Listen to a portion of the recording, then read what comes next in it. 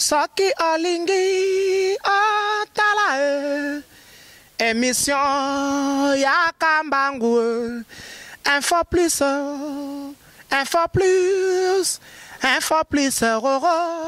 aïe aïe aïe aïe aïe na cliquer na koti YouTube na tala info plus pona mona bansango ya miziki ya culture pea makambo nyonso ezaleka info plus tala pe mona info plus otalaka. Bienvenue chers internautes sur www.infoplus.org avec Peggy Titan, le parallélo de la presse congolaise. D'abord, Napesi, merci beaucoup vraiment, na cher abonné vraiment, Bazali Kolanda, vraiment, la diffusion qui toque on a sur Infoplus, Ngamoro Peggy Titan, vraiment, na Tombele Bino, vraiment, bon week-end et surtout vraiment, Lelo Mokolole, vraiment. Napesi, merci beaucoup, Naya Geller Odimba, Balobi, le millionnaire depuis Paris, Azali Kolandanga, Nabo Sanité, Rigen, Deolo, Kiloya et Sonon.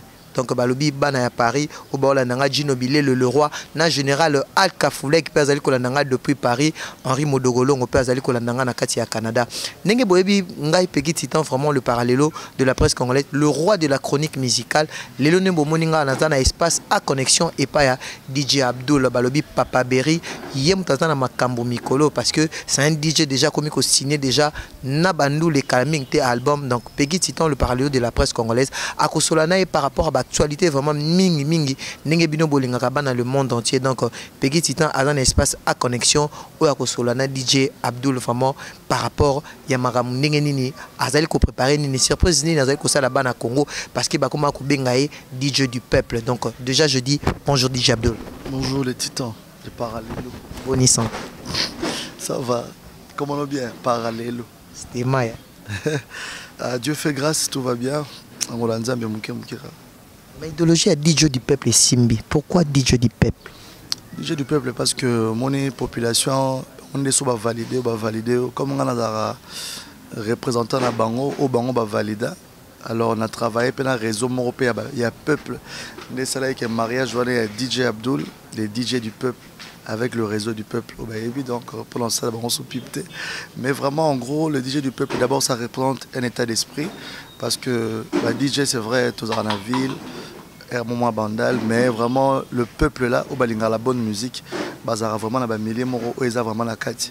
C'est de vrais publics, c'est des gens sans complexe au bazara. Parce que tu as un biseau, bazara, tu as maloukou, na kati. Tu as fait bois, tu as kanluka, mikondo, tu as vrai, tu as tout le temps, il y a vraiment la ville. En tant que DJ du peuple, il y a créé des concepts, on a DJ du peuple pour que ensemble avec ces réseaux du peuple, ça va nous permettre d'élargir une très grande communication et à atteindre le peuple à la bonne musique. Voilà. Merci beaucoup DJ Abdul. Pour être célèbre, il faut aux musiciens, artistes et comédiens. Et le tout le monde qui a descendance, il y a Lelo, Bajen, Banek, Koko, la Lelo. Tout le monde est en bino boyé, na système il y a qui DJ. Tout le monde est Lelo, un DJ, c'est un homme célèbre, on est vraiment DJ Abdul, il faut le dire. Et par après, tout le vraiment Lelo, DJ Abdul est fier de lui. Et tant qu'il y a un DJ Lelo, est-ce que ma vision même si est-ce que Lelo est qui s'est mis vrai ou faux? Parce que au moins oui, tu es un DJ, tu es oui Pierre, mais Lelo vraiment et rendre tout belé DJ Lelo comme star, comme célèbre parce que c'est la célébrité. Tant déjà au monde qui na goma batangi DJ Abdul, na bandu batangi DJ Abdul et comme déjà célébrité. Est-ce que songe un jour que l'IOP DJ Abdul Lelo nenge au sali makambo est-ce que ça a déjà une vision ou pas ou bien il y a pas plaisanterie mais Simbi. Il n'y a rien de plaisanterie dans la vie, c'est le fruit du travail. Bon, c'est vrai que on a DJ Abdul en 2018 mais on a toute une histoire, il y a tout un parcours au bateau Baebi qu'on vient de loin et au fur et à mesure qu'il y a tellement de vision autour de bonnes personnes aussi parce qu'il faut préciser quand un artiste est entouré de bonnes personnes avec des idées, ça se construit entre de bonnes personnes, ça permet à ce que l'artiste peut pas mon andé balobara toujours na lingala somo et moi soso atoni na nzungu c'est que maman nazali ça veut dire on a la vision et quand tu donnes la vision la vision, la provision accompagne. Ça veut dire la provision c'est ce qu'on est en train de réaliser aujourd'hui un tout petit peu parce que On a tellement beaucoup à donner, mais le peu que les gens commencent à nous donner l'attention, ça nous permet de beaucoup travailler, enfin de réaliser, parce qu'on a tellement de projets avec A-Connexion, qui est notre structure, qui met en place le suivi des artistes, l'encadrement de jeunes artistes, la production, les événements. Il y a toute une chaîne qui sera bientôt lancée, qui sera la couverture A-Connexion de télévision. On va commencer à voir sur le net, pour les gens qui sont à l'extérieur, mais ça sera beaucoup de branches tellement qu'on aura à l'intérieur le cinéma, parce que tu as dit, je vais commencer dans la comédie, dans le théâtre, toujours dans la vision d'être une star. Demain, j'ai embrassé les DJ. C'est vrai qu'il y avait des DJ avant, mais quand on est venu, il faut amener quelque chose de nouveau. Après toi, aujourd'hui, il y a tellement de jeunes aujourd'hui qu'on fait rêver pour devenir DJ, mais ils pensent que c'est pas facile directement de devenir DJ Abdoul. Je ne dis pas que je suis arrivé là où je vais arriver, mais c'est vraiment... Ça fait aujourd'hui 14 ans. L'année prochaine, je fête mes 15 années d'expérience déjà. Et au fur et à mesure qu'il y a l'expérience dans la carrière, mixer les DJ, ce n'est pas seulement le platine. Hein. Tu as le platine, tu mixes, c'est bien. Mais le DJ, c'est un état d'esprit. Gérer les artistes, ce n'est pas facile aussi. Et puis, on veut amener quelque chose de nouveau. C'est vrai que ça se passe à l'étranger. Mais on est dans un pays où les choses semblent un peu nouveaux. Alors, il faut risquer de l'imposer. C'était pas facile de devenir DJ chanteur à Kin, ça n'existait pas. Mais en 2009, quand j'ai lancé le concept Berry Berry avec Madoda en 2011, et aujourd'hui je suis trop fier qu'il y a beaucoup de DJ aujourd'hui qui chantent. Pour moi c'est un honneur, c'est un plaisir parce que quelque chose que tu as pu faire, des amis ont copié en bien, ou bien de le faire mieux que toi. Pour moi c'est un honneur, mais ça restera toujours dans une différence de la manière dont tu fasses. Aujourd'hui le DJ c'est du live. Il n'y a aucun DJ qui joue du live à Kin. Ça fait 2 ans et demi qu'on a cette ceinture d'imposer ça. Mais aujourd'hui, quand les gens vont écouter, tu verras demain d'autres DJ vont commencer à faire de live. Ce n'est pas dans la polémique. Pour moi, c'est quoi? Nous risquons les DJ à la télévision. Après quelques temps, tous les DJ étaient à la télévision. J'ai arrêté, tous les DJ ne passent plus à la télé. Là, je vais répondre, tu verras que tout le monde va répondre. Pour moi, je dis, ah, quand même, je suis un meneur de jeu, donc on doit l'amener maintenant comme ça. Maintenant, c'est l'orchestre. Il y a toute une orchestre, il y a des artistes qui ont beaucoup de talent. Ces artistes-là sont nos artistes à nous, qu'on est en train de manager aussi. Ils ont leurs projets qui seront bientôt réalisés. Mais en même temps, on a des concepts de concerts qu'on va tourner à Kin, partout où la production va nous amener. Même au fin fond du Congo, on va arriver. Même en Afrique ou en Europe, ça dépendra du contrat qu'on aura avec la vision que je suis en train de travailler avec mon équipe. Ben, dans la vie, il faut commencer pour que Dieu puisse t'aider. Il faut faire un pas. Et le pas, c'est ça, c'est A-Connexion. C'est ma nouvelle façon de voir les choses et je pense que Dieu va nous aider à réaliser cela. Merci beaucoup DJ Abdoul. Nalingato le ban en français vraiment pour na couper ça vraiment compréhension na bateau non so parce que na bamba ka ba Hollanda yo bateau na lingala parce que yo bikara na mo déjà DJ Abdoul déjà moi français bikara parce que bande na biso basé belé partout dans le monde batal arabiso pour la communauté surtout communauté congolaise au bazal libanda. Donc on a linga vraiment moi pour la compréhension là tout ça la moi émission mon bilingue vraiment pour les arabiens parce que le DJ intelligent. Oui oui, c'est pas un problème. C'est pas un problème. DJ Abdoul, les gens ont remarqué tant que leads oyo donc combat oyo, tu n'étais pas seul. Vous avez qui un rival nao au Kinshasa Mobimba et yebi rival nao DJ Amarula. Non, rival faut pas dire rival. Non non non. En fait, tout bêta masolo à DJ Abdoul, c'est mieux. Bêta masolo à DJ Abdoul parce que mon publicité pub ba foutre là. Net aux émissions là, d'autant qu'on ça pub il faut soit au footing là pour lancer la pub. Donc voilà, tout bêta masolo à DJ Abdoul à connexion. Et ça marambo to kenango. Le frère que tu parles là, il a jamais été un rival pour moi. La preuve, regarde ce qu'il fait, regarde ce que je fais. Donc un rival, c'est quelqu'un soit Bowie, moi si Bowie la mort. Là c'est mon frère. Au Congo il n'y a pas de rival. Moi mes rivales en fait c'est David Guetta, je pense DJ Arafat. En fait c'est les DJ congolais qui se battent avec un DJ ivoirien. Pas la bagarre de la bagarre. Ça veut dire Arafat si se renseigne, il tape en RDC. Quels sont les DJ qui bougent? On a DJ Abdoul, on a Connexion, on a Makambo. Malamour essaie l'échange. On a changé de question. Voilà. Et là, le moment où vraiment nous lobby, tango betaki ba bilo ali bosso betaka we cartonaka. Mais toi il faut comprendre que c'est comme si aux esprit mususu parce que tout le monde a battu ba finga yo DJ Abdoul répondant bangoté mais après nous au lobby les 15 ans déjà de carrière mais niveau yo sauté au communango peut-être on est que c'est prétendre que musique ya Congo so na koti na polémique peut-être que bambisanga mais tout le monde après quelques temps silence wana yo bota mais lelo et beau fruit vrai ou faux. Ouais, le silence paye hein. Je pense que c'est l'arme et orgagné ma camboute. On a essayé de comprendre question dans ce on a comprendre en fait. Pour moi, non, en fait, c'est que moi je voulais pas qu'on cite le nom des gens ici parce que c'est l'émission où ils ont marqué tu vois, le Congolais aujourd'hui aime trop la polémique. La polémique n'a pas de place dans la musique. Ils ont beau mot contraire musique. Au contraire, nous les Congolais, on doit apprendre à être unis. Cette unité-là, cette union-là, ça te fera une très grande force. Tu sais, moi j'étais à Abidjan. On a cadre à visite, on était avec Fali Poupa, Toketi Mali. On a eu des degrés d'artistes qui ont soudé dans la vie. Ah, Congolais, c'est-à-dire qu'on a eu moko, ceux qui ont 10, yo comme 10 wana yaza nango yo boto lango zande yo. Comme ça yo comme na 11 ndeko na souffrir na 0. OK, ba moka monsieur za tangu ndeko na 10, awa benda ba na 2, ba ko ma chaîne. Pour y peso akatani ba oya mataki wana ba comme le roi filé. On comprend ça dans le bas. Donc ceux qui DJ Abdul nde makambo ko moke moi moke parce que dans le lot na samite o matoli ngato sana samite bande ko musu peza mona ah ozu tel DJ bendi DJ musu bien artiste ya ka ba DJ te et ça l'orchestre ba DJ te DJ Abdul mais DJ Abdul a une différence c'est que DJ Abdul est chanteur aussi il a aussi une équipe de chanteurs qu'on a encadré donc ngala zalaka na vision mo ya munene na pensara lobby pende tout le monde ba David Monso ba grand producteur. Ça peut être preuve. Pourquoi pas un jour DJ Poto, DJ Libanda, un grand patron. Parce qu'un DJ, il a une musique dans la tête.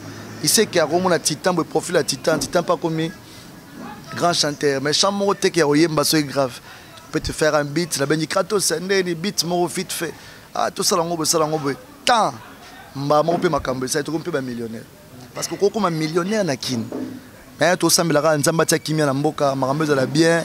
Tout le monde qui libanda sur app tout ça et écoute c'est absolument un franc. Donc tout ça la plus soudé. Le Congolais c'est plus la division, la guerre. Il y a un bon matin, mukolo a finga mona muke a finga mukolo. Na lekio na bala, na lekio na bakar, na olexa, na lekio na PK, dans ça tu vois. C'est des bassesses. Si tu as ta voiture c'est pour toi, ta maison c'est pour toi. Batu musu batala beta musu ana babo mengomo bo mota na tike la nan. Mutu musu pa koufa tiki marambutu bakunye kana place mora muke 1 mètre ce qui combien bakobarawana mais il a des richesses quoi tiki munne to soano ka to na pe mao yana batu bana balara danger mana comment ata signature ye mo pombonge bima e ko bimate mais congolais lingi conflit impolitesse manquement dans l'axao te nzambe nem ta l'axao tout une tape ça so tongo après ça so butu ce chance sourire ce peut sourire te moi tout d'abord nous donner bandité bat baate mais tango yinda awa ba comprendre on musuba o définir on ndemo boy so pe simbite ba musuba o seka so e simbi pe za la gloire na biso so pe l'équipe ma bien donc ça dit en gros c'est Dieu qui donne tout mais la musique que nous faisons beaucoup de gens pensent que toi ba ndoki toi ba tout monde to loka kala ba démon il faut invocation mo salama pour m'embesa maté biso ba to kenda na ngoma na ndenge ya bible voilà. Les leçons à Gondé parce qu'il faut dire que vous avez promotion il y a des DJ au basali en plaire parce que malgré qu'il y a une bao basali qui avant yo biso to yebi bango te ouais to yebi bango mais en plaire au bino boza nango bango vraiment to yebi ngana yebi wana vient nga DJ Frank na pesi mbote na pesi oui na pesi mbote mais to komona et période na bino kaka tamboyer to moni artiste loko la Koffi Olomide ouais Ranson artiste ebele ba ken aligné na bino et surtout na mix mambo DJ est-ce que ça te fait et ça la ndenge ni Koffi Olomide grand prêtre collègue ya benga collègue talaka niveau Koffi Olomide akbada ta niveau viola mami bengi ma DJ beaucoup ma source d'inspiration puis il y a oui la musique est contrôlée par les DJ au monde en fait na Congo ce que lo mo asika ce que biso to heureusement to la mukela ngotongo tongo na biso wana ya ba vie na biso musuti po ba vie na biso bazaki ça dit tongo wana ya tongo ya ba boule ba tebele avant tu vois ya ngolo le sali moi différence pe mais bana mai musupe ba ya lobby ba ya pesu na boule makasi po ba on pe ba ya na boule fo ba longo la biso ba zo ya le ba ya pe na boule ke ba DJ Abdul fo ba longo wana vous comprenez ce que Quadra Kora tellement ça na vision ami bengi DJ parce que ebi kele ba DJ ne ba contrôler musique DJ Quadra ngaso benga te fort allo vraiment tinanga nani collègue et nous avons un petit pour collègue, vraiment collègue, nous avons dit Jenny, au monde il faut la sanger d'abord. Tu as la posa et ta platine. Oui, Rasson, il a fait une chanson pour valoriser les DJ, parce que le DJ qui gère l'ambiance, c'est lui qui gère tout le mouvement de la musique aujourd'hui. Donc pour moi c'est un honneur, mais il y a aussi d'autres DJ au Botam Bona Kombo wana, bazo salir Kombo qui se ma DJ. Un DJ c'est pas n'importe qui. c'est un responsable. Il y a des pères de famille, il y a des gens qui m'excluent. Tout le monde peut DJ, on a connu DJ moi Tumba Dendo. Na mon agé dernièrement. Bien agé DJ. Et pour ni, pour Simba Dendo n'enga chuba, n'enga tsawe. Akoma ma DJ Dendo. À la limite, na salle de publicité DJ Dendo. Ambota trop. DJ Dendo. Vous comprenez? DJ Lipa Moto. C'est bon, tu as changé de combo pour comme Kirora, DJ Chenchenche. Et bon, combo bien pour comme Kimabe. On comprend. Tout à l'heure, réunion pour réunion, peut ça la il y a 4 semaines avec la connexion. Merci à Maître Marius, au vraiment Azo Tikabisote, Azanabiso depuis la croyance de la c'est-à-dire depuis le commencement. C'est-à-dire, on t'a pessi Marambo sous vraiment on a feeling à Maramokasi. Donc Maître Marius, merci. Ça dit bien pour moi quoi. Ça dit Marambo tout dans ma bonne. Ngazara simplement sali mais yem ta sala tout donc dans les que ba secret mstoro bimisate mais merci à Maître Marius de dévoiler mon ndambo. Azam tadaria ngane minga héros de l'ombre mais vraiment ba conseil c'est comme je te disais avant quand tu es entouré de bonnes personnes tu auras un très bon résultat. Donc voilà quoi. Se poser entouré na ba aux appels ba bas ya on va te voir très ba dit balelo. Ba comprendre voilà. Autant combat Koffi Olomide awa. Yebisa biso DJ Abdul. Est-ce que vous avez une relation pena ba artiste et musicien mususu on a autant apé combo ba Ferrego la Bazali, ba Fali Poupa Bazali, ba la Coste, ba Karmapa. Est-ce que DJ Abdul à part ningotangi combo ya est-ce que vous avez une relation mususu na ba artiste et musicien? Jibem Piana c'est mon oncle. Vraiment toi na ba lien famille côté Amaram Nangam sous privé en dehors de ma musique c'est mon oncle. Karmapa, c'est un vieux que je vois de loin, mais c'est vrai qu'on ne se fréquente pas trop. Mais en tant qu'artiste, il mérite beaucoup de respect pour moi. Félix Oisé, quoi. Ferrego, là, c'est un très grand artiste que je respecte beaucoup, mais sauf qu'on n'a pas vraiment de lien qui fait que tout coûte en aratam. Mais Fali Poupa, plutôt, c'est vraiment un grand frère de très longue date, qui est au monde en aratam. Tout au voyagé récemment. Ça dit, Naza sincère, vous allez bien abattre. Ferré, Fali, Kofi, JB, Wera, en fait, tous ces problèmes-là, au bazar, entre artistes. Moi, je reste un frère, un petit frère, un ami, quelqu'un qui peut apporter un plus dans la musique là-bas. Mais après, il y a une guerre d'esprit des Arabes. Surtout, on coopérana, on coopérana, coopérer, qui a problème. Mais du fait que, peut-être, occasionnel, circonstance, c'est raté, après, Johanna, Zara, trop, Moutamoutouana. On a rolling le pega boule dans les vides BP ma so pour éviter mon anga qui na mama batela na ko na Watanabe grand pote héritier Watanabe mutunanga vous comprenez donc batutu ba musicien tout ba la coste donc en fait tous les artistes batunanga donc na problème na artiste monte et ça na eloko mona ko yebisa même moi j'étais surpris tu veux comprendre que DJ Abdul vraiment et surtout en Afrique déjà même dans la République démocratique du Congo m'ont représenté biso et ça dans magazine Morobo et magazine People je pense que le deuxième jour Ezaki diffusion dans Ezaki j'ai dit Ezaki annonce il y a des vidéos à ça qui annonce na ndenga lobaki ndenga zoya République démocratique du Congo mais attends qu'il combat DJ Abdul Abi c'est un DJ que j'adore bien dans la République démocratique du Congo bateau on a c'est vraiment ce sont des bateaux ba mixaka ndim ba pesa valer République démocratique du Congo.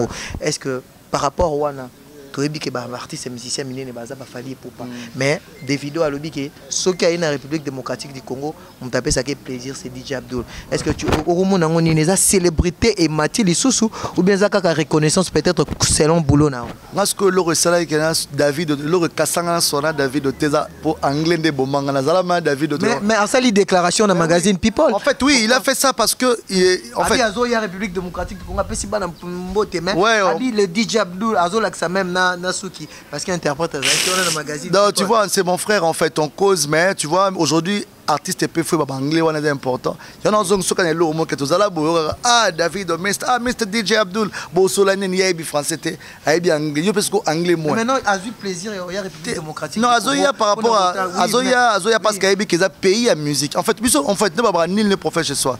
La RDC est la source de musique africaine au Condi Maté. Mais c'est le même que Bomi sommes la réalité bélo toyebi qu'on n'est pas en mesure de le blanco. Non, voilà mutunae. Papa Fali Poupa. Vous ba Valère Jonathan Lamboko. Mukonza ba sungande ngo to sa makabona bi ke yo grand ta vision. So bimika ndeur ba frontière na biso. On comprend. Donc nga na respect artiste na makasi pour marambo nga mona misu na nga na ona monaka.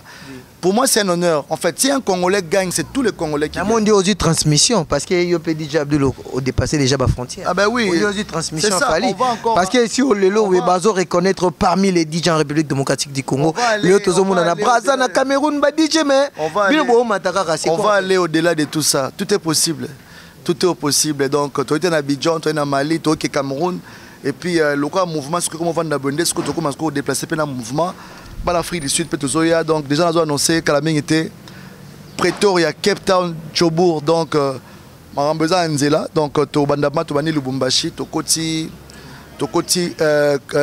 Kolwezi, Zambie, Tanzanie, Afrique du Sud, tout a tourné, tout après, tout zone naki. Donc moi, tout le monde vraiment à ma casse, si aboya tangana commander pour ma monnaie salamité, à mon avis que volonté d'aller habiter, mieux vaut investir dans la génération Sikawa Zoya. Bana makambo fezala yango moni pe to vandi si sikoma mouvement to répéter awa makambo tout donc na bana mai to bosser vraiment nga benga bango tout ba leader bazali na biso so ki ne ba palo la chant o de ba yemba donc ba leader baza mystique. Pourquoi c'est ce bilan en 2017 nga d'abord on a koyiko loba parce que ozaki vraiment visible surtout na ba production ozaki vraiment surtout na ba école au CPL Sagibana. Est-ce que quoi ça ce bilan en 2017 par rapport au côté visibilité a été négatif ou positif? To beti trop en 2017 to na bon en fait ngai pour dire que parce que Mekolosko to comme na phase ya au groupe parce que là en Angola c'était la première fois bah yamba DJ Outikin vraiment avec une délégation cortège bah image ezali la première fois bah on bah singana bah yamba DJ Akin bon ta maki bah yamba ba musicien bah ni que DJ Abdul honneur bah image à l'internet to longa ki wana to kende Lubumbashi c'était très bien Lubumbashi ozonga peut-être soit puis na Brazzaville Brazza Pointe-Noire après on a kozonga récemment au Kende Abidjan Mali te ozonga programme Afrique du Sud net reporter quand on prend un programme on a émission on a tourner tout ça là donc bientôt to ke sous Lubumbashi bana Kolwezi ne ba ozelanga makasi donc on a là message na bino to ya Kolwezi wana après Kolwezi to côté Zambie bani ce tourner à South Afrique donc to bana na Jobour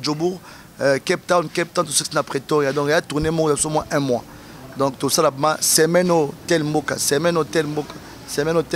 tout wana donc ça veut dire ce que nous faisons aujourd'hui ça donne notre forme on peut tout vendre ça me vendre enfin que bateau ba peut ça beaucoup parce que ici ngama maboka bateau belé donc on peut rien faire sans leur appui donc avec la grâce de Dieu et leur volonté on sait que on va réussir déjà le 9 faut tomber dans Davido na par la Shark.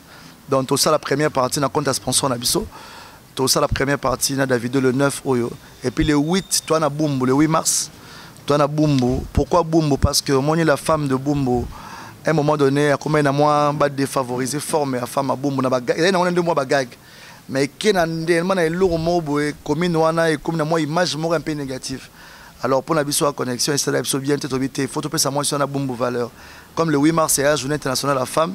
Toria au CPL ça va chéri à Bumbu tout là que ça mokile que na Bumbu ba vrai chéri bazali que na Bumbu za commune moroté ndé ba kanisa ke Bumbu bata maïli baza ba grand prêtre loka ba tamaki mona Bumbu hein maître Marusco comme maître la monsieur Kiminga mais ba prêtre baza maître grand prêtre GK bilingue Ambaï biso bien dans le 8 mars toi na GK bilingue tu vas inviter pe noya bozo ba image et puis le 10 tu beta na ville na Olive verte, et ça na boulevard en face à la régie des Oana, Tobé Tawana. Et puis les 11, tu as un concert à Daniela. Après, voilà, Marmoro, Tomati. Je pense que la question tout par rapport au programme, je pense que tu as dit ça. Qui est derrière DJ Abdul? Tout le monde a la production, le voyage, DJ Msou Bazo voyager, peut-être. Tout le monde a la ville, la centre-ville. Tout le monde a déjà DJ du peuple, la télévision. Qui est derrière DJ Abdul? C'est Jésus-Christ. C'est pas Fali pour. Hein? C'est pas Fali. Jésus-Christ qui donne tout. Jésus-Christ. Ouais. Parlons maintenant de l'album Mise à jour. Mise à jour, et Zoya Maka. Pour Nani, Mbala Liboso, Oza, DJ Liboso, ça l'album, tout le monde a maxi single. Cette fois-ci, n'a pêché au boulot. Pour ça, album. Album Zoya, ils ont idée dans la remis presse qu'on a vu cet album. Il faut découvrir les messieurs pour chanter, l'équipe chanter, Bélé Nakin. Il faut pas découvrir bango do baza ba grand chanteur na bité faut pas bimasiko so bango so ba bimi loko ezalaka ya yoto opesa bango pe chance. Non, c'est pas pour l'instant. Ça d'abord que non, album d'abord yanga bimi, toi na ba projet, toi peine ba artiste et toujours soutenir Neti Kratos, ma destinée clip ezoya, toi na ba grand DJ le ba Sizol, photo bimisa don, photo tane to rotia pas ou so to tsa côté ni do ça dit to lukara ne to bimisa ba artiste. Toi la Davo, azap artiste dans la connexion, azap ma ebele au ba bima, mais d'abord mise à jour ce que bimi, ba to ba sombi ma seda DJ Abdoulaye qui ma qui ba chant pour ba rumba mi balé za na katiwana, temi rumba mona DJ Ray et puis rumba mo pesa na donc pour na benga ki Abdul Master yango oleli ko approcher bonga na wela libanga na Ray to na wela libanga po to na wela nzemo na Ray non même pas quand ça na stade de l'intérêt aza grand DJ na biki yo linga polémique mais ça photo betara actualité au temps réel moi polémique ezara ma publicité sans contexte ko batala ce équilibre avant ça polémique na mutu mo fa ça na makambo to salo OK on comprend soit ça yango to bike bon ah to tellement polémique ezana avantage na biso donc bato lo bana to calculater ba frère donc pour nga ba to ba frère non ba bazelani na mise à jour DJ Ray eza ba raison makambo na mise à jour nde makambo donc album ezo ya 10 titres toi na 3 rumba toi na 2 génériques sans soutien et puis générique Moreza on a bougé on les a mis au vent de bon bana poto donc les albums à liboso so mon gars cordon na biso ya boga donc mbamo ozi makambuto so moni bino rara numéro to pesa na suka donc bana poto tout bolingi ba dédicace bolingi mabanga bokendeka na YouTube bota déjà DJ Abdul Moussala Salara donc ezola ça quand même que ceux qui pesi chance marambo to linga to sala et ils ont encore plus mieux. Donc numéro n'a pas contact à bureau numéro contact à bureau plus 243 900 311 311 donc plus 243 900 311 311 voilà numéro n'a pas bureau donc contactez-nous on est à Bandal espace à connexion autrement dit le terminus donc toza awa isa pembe nika na bakayao donc musika tena hôtel empreinte donc on va voisin la biso so yeto répétera chaque mardi en coulisses. Jeudi répétition ouvert pour la tenir ce puis samedi tu as un concert barbecue les ara retrouvailles donc yango to banyango pe lelo le 3 to pe saka plus DJ Abdul pardon vraiment aussi ne pe makama plus na Bandal et ça les maté un DJ siège na Bandal makamu déjà lelo to mona déjà hein production déjà non et ça les maté DJ boy donc ba innovation boy yeb ça non ba cher internet papa Chako il est producteur bon ah producteur ala mbongo belé papa Chako so moni papa Chako oh mbongo wana ngondi matin yoka sima maboto sa ngondeli papa Chako grand prêtre la biso ya blague te et sangal ce qu'on a maïla maître Marius yango moni résultat donc merci na bango bato ma ba maître Marius merci à docteur Alfred merci à tous les gens qui me soutiennent espace le terminus donc to sala ma bodon à connexion pour que bato messager na combo à connexion aux amambes belé sala manakati merci à Kratos le beatmaker intelligent DJ Sizol Serra ma jumelle Fatou tous les gens qui me soutiennent n'appelle Maëlle hein bon anniversaire d'avance il y a bébé Labisso n'appelle maître Marius Mahemel un mot à trop fibre optique connexion voilà comme un mot à trop n'appelle pas tout balinganga mot na poto vous êtes tellement ébélé vous sani batari ici bana poto na opé sabino message important coupe du monde des oya et zalawapi na Russie ah coupe du monde et Rosa na Russie coupe du monde et Rosa na Russie dans ce moment ba Cristiano au monde ba Messi na DJ Abdul Pembeni donc contacter ngoma business ndé makamna na pesi Messi ami si mota trop na musika eskazali Tanya Squires ma cousine ah kala mingité donc miso to lo ba mingité to ngaka mambo salaminde to lobela parce que bana kin tozo ya mboka wana to ningisa biso ma moyen zarate biso zelaka matin to esimo tant tozo ya donc voilà quoi donc merci na bandeko tout botsa soka mabondeli parce que marambo a tellement na ba combat ebelé mais tellement que toi na monta battre la rapso ya Gaïa tout na na Simon appelle mon pasteur Moïse Mbi la réserve de l'Éternel ba mota trop merci pour la mabondeli pasteur pour la nyonso sala pasteur Laure ba mota trop déjà le 11 autres aux alawana na showbuzz pour to komisa nzambe ensemble donc voilà on est là donc retenez le 3 toi na Ndoulé et puis le 8 mars toi na Bumbu merci na bandeko toi Bumbu ba Mbibiso le 10 toi na Olive et puis le 11 toi na chez Daniela dimanche relax live toi dans le mouvement Mobimba et bah programme de toute façon bon programme pas Titan Donc les armes qui tournent ma casse. Voilà. Merci beaucoup DJ Abdou. Merci à toi pour le temps. Donc Talara la presse quoi, Sambino Mahatro. Bah la poto tout, je vous aime trop numéro en Goana. Donc bien Bengi Titan pour avoir contact nanga direct. Je vous l'offre grave, on est ensemble. Quant à moi, je dis merci beaucoup à l'équipe technique qui m'a accompagné. Je dis merci beaucoup à mon cordon Moustapha Malembe, Papa Naïdri Salom, mon 4 soldats. Et Nabo Sanité Bertamboyo Azolandanga, vraiment depuis Paris, champion Passy Azolandanga. Et Nabo Sanité Gino Bilel le roi. Babi Gino Bilel le roi, Moninga général Alka Foulek depuis Paris, Azali Golandanga. Nabo Sanité Balobi, il y a Gelor Odimba le millionnaire. Il y a Gelor Odimba les millionnaires Kotika Peggy Titante Balobi qui est à Paris on a déjà Maramoussé Fanny général Alka Foulek a fan d'ici Bertha Mboyo Balobi qui est Peggy Titan Torolobate Kane DJ Abdou la lobi biso dolinga Rolobate surtout annoncé au monde aboué Maramoussé Salamité mais avec Dieu nous ferons des exploits et je dis merci beaucoup à Didolo Boshi depuis Dallas on a aux États-Unis d'Amérique Nabo Sanité depuis Rennes Nabo Sanioté Mao Tchetchoum Mao Tchetchoum, papa na Eli Presson, babi couple idéal, couple kangi nakati ya Bundesliga, Martyr Wilu motema Iget Mboko Wilu, bazali kolanda ngai depuis Allemagne, na bosanité babi ngaka babi mboli agence Badem. Balobi Badem au Versi, na levier René Mikobi, balobi Troika agence donc ba kolanda ngai depuis Belgique wana na bosanité Rice noir, balobi rice noir, masolo à Sika ici, bateau a besoin vraiment battre la Coupe du Monde, pe batinda bande ko na bango to bana na bango ba kene ko tanga na Russie, déjà beau contacter numéro Zawana Moustapha Malembe Peggy Titan, ba représentant République démocratique du Congo, Moustapha Kobange. Et puis sur Bambo aux États-Unis. Donc c'est ici que je mets la close de cette émission. On se retrouve à la prochaine émission. Bye. Soki olingi otala émission ya kambangu info plus